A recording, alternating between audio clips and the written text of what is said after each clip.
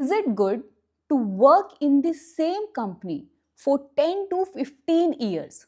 Some people will say yes, we can, but some people will say no, we should not. Let's talk about some fact जिसके basis पे हम decide करेंगे. If you are working within the same organization from the last 10 to 15 years और आप same technology, same role, same domain, same अपने manager के साथ, same teammate के साथ, सेम कस्टमर क्लाइंट के साथ काम कर रहे हो, तो इन actually you are not learning anything new. आप एक कंफर्टेबल जोन में आ चुके हो, आपको अपने डोमेन की अच्छी खासी नॉलेज हो चुकी है, आपको समझ में आ गया बिजनेस कैसे चल रहा है, एप्लीकेशन कैसे चल रही है, और अब आप कोई नया चैलेंज काम नहीं उठाना चाहते, कोई नई टेक्नोलॉजी की फिर से वापस से सब कुछ स्टार्ट करना पड़े, वो आप नहीं करना चाहते. अच्छी खासी हो सकता है आपने डिपेंडेंसी बना ली और आपने सोच रखा हो भैया खासा मैं लंबा इस प्रोजेक्ट में चल जाऊंगा, क्योंकि जो भी नॉलेज है कि प्रोजेक्ट इस बिजनेस की, इस एप्लीकेशन की, वो सिर्फ मुझे ही है, तो इन लोगों को मुझ पर डिपेंड होना पड़ेगा. बट आपको नहीं पता कि इन द बैकग्राउंड मैनेजर सब कुछ ऑब्जर्व करता है. वो जानता है कि आप कोई नए काम करने में इंटरेस्टेड नहीं हो, आप सिर्फ इसी काम तक ही सीमित रह गए हो. You don't want to go beyond this work. अब इसमें अच्छी चीज तब है अगर आपकी जो डिपेंडेंसी आपने बहुत ज्यादा तगड़ी बना रखी है कि भैया आप अनरिप्लेसेबल हो. लेकिन उसमें भी एक्सेप्शन है. In most of the cases क्या होता है कि अब मैनेजर हमसे भी ज्यादा इंटेलिजेंट है, ये लेके चलो, वो हायर करेंगे जूनियर्स को, नए एम्प्लॉयज को आपके साथ बिठा देंगे कि आपको बोलेंगे कि उसको भी ट्रेन करो, थोड़ा सा नॉलेज ट्रांसफर करो, उसको भी बिजनेस के बारे में, एप्लीकेशन के बारे में समझाओ, so that in the case अगर आप अवेलेबल ना हो तो वो उसको हैंडल कर सके. आपको बताना पड़ेगा, समझाना पड़ेगा. जैसे वो चीजों को समझने लग जाएगा तो आप रिप्लेसेबल हो, आपको कभी भी वो फायर कर सकती है. तो यहाँ पर जो चीज समझने की है वो ये कि अगर आप सेम टेक्नोलॉजी में काम कर रहे हो, सेम ही काम आप किए जा रहे हो, तो आपका ईयर ऑफ एक्सपीरियंस तो बढ़ता जा रहा है कि आपको 4-5 साल हुए, 6 साल हुए, 7 साल हुए, 10 साल हुए, बट इन एक्चुअली आपकी उस अकॉर्डिंग आपकी स्किल्स अपग्रेड नहीं हुई, आप मार्केट के अकॉर्डिंग नहीं ठहरे, अपने नई टेक्नोलॉजी को नहीं जाना, आप सिर्फ उसी काम तक सीमित रह गए हो. राइट? तो आपने बेसिकली सेम काम को सिर्फ रेपिटेटिवली किया है. What I believe comfort zone is comfort till a point, उसके बाद वो डेंजरस है. तो आपको बेटर है कि आप पहले थोड़ा सा रिस्क उठाओ, थोड़ा पेन लो और अपने जॉब को स्विच करो. अच्छा, अगर आप सेम कंपनी में हो लेकिन आप नई नई डोमेन में काम कर रहे हो, नई नई टेक्नोलॉजीज में काम कर रहे हो और आप सेटिस्फाइड हो, देन इट्स गुड. ऐसा कुछ नहीं है कि आपको हमेशा जॉब स्विच करने की ही नीड है, नहीं.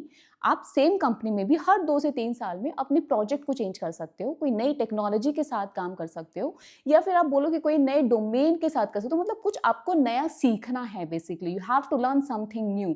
आपको कुछ नया चैलेंजिंग टास्क उठाना है, आपको लेजी नहीं होना है, क्योंकि जब हम सेम काम करने लग जाते हैं ना, तो over a period of time आप लेजी होने लग जाते हो. Believe me, laziness kills a lot of career. आप कब लेजी होने लग जाओगे, कब पीछे रहने लग जाओगे, आपको खुद पता नहीं चलेगा. बाद में जाके आपको रिग्रेट होगा कि मैंने काफी अच्छा टाइम अपना वेस्ट कर दिया. आई एम श्योर आप सब बहुत ज्यादा इंटेलिजेंट हो, बहुत समझदार हो, खुद भी जानते हो कि आपके लिए क्या अच्छा है क्या नहीं. अब यहाँ पे 2 टाइप के लोग होंगे, 2 टाइप की स्टोरीज चलेंगी. हर एक बंदे के लिए सक्सेस एक डिफरेंट मीनिंग रखता है.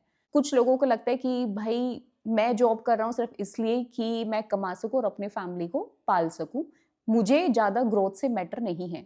उनके लिए फाइन है कि आप सेम कंपनी में टिके रहो और लंबा टिके रहो. भैया आप करते रहो, आप अपने जॉब में सेटिस्फाइड हो, वर्क लाइफ बैलेंस आपका अच्छा हो रहा है, पैसा कमा रहे हो ठीक ठाक, कि भैया आप अपने फैमिली को और अपनी जो भी आपकी इच्छा है उसको आप पूरी कर पा रहे हो, दैट इज गुड. बट अगर आप इन एक्चुअल अपने करियर में सक्सेस पाना चाहते हो, इन एक्चुअली आपको कुछ अलग करना है, एक अच्छा पैकेज उठाना है, एक अच्छी नई नई टेक्नोलॉजी सीखनी है, मार्केट के साथ चलना है, अपना एक अच्छा खासा करियर बनाना है, तो आपको रिस्क लेना होगा, आपको कुछ नया सीखना होगा, आपको मार्केट के अकॉर्डिंग चलना होगा.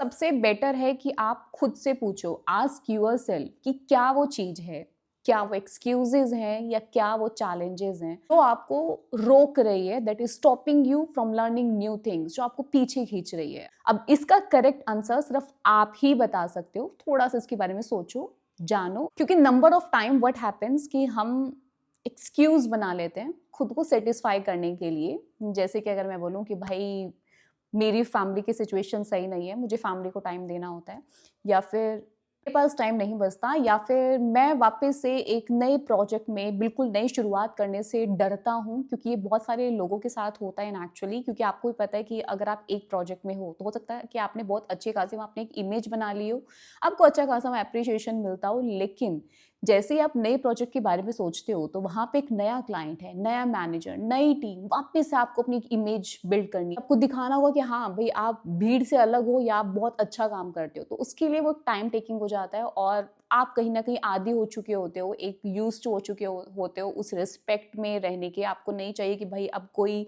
नया मैनेजर आके मुझे कोई चीज़ को सुना दे, एस्केलेट कर दे, क्लाइंट एस्केलेशन मेल भेज दे। तो आप कुछ भी नया चैलेंजिंग टास्क उठाने से डरते हो या बचते हो। मेरे अकॉर्डिंग अगर आपका कोई पैरेलली कोई अदर सोर्स ऑफ इनकम है, देन इट्स गुड कि आप एक जगह एक सेम कंपनी में आप टिक सकते हो कि भैया ठीक है, आप यहाँ पे भी अपना जॉब कर रहे हो, पैरेलली में आपने कोई फ्रीलांसिंग का प्रोजेक्ट उठा रखा है, या कोई अपना अलग से कोई बिजनेस कर रहे हो, कुछ भी कर रहे हो आप, मतलब कहीं और आपका अपना टाइम आप दे रहे हो, कोई और भी आपका सोर्स ऑफ इनकम है। लेकिन अगर आपका यही इकलौता सोर्स ऑफ इनकम है, thinking from a single source of income, it is really very bad कि आप स्टक होके बैठ गए हो एक ही कंपनी में, एक ही डोमेन के अंडर।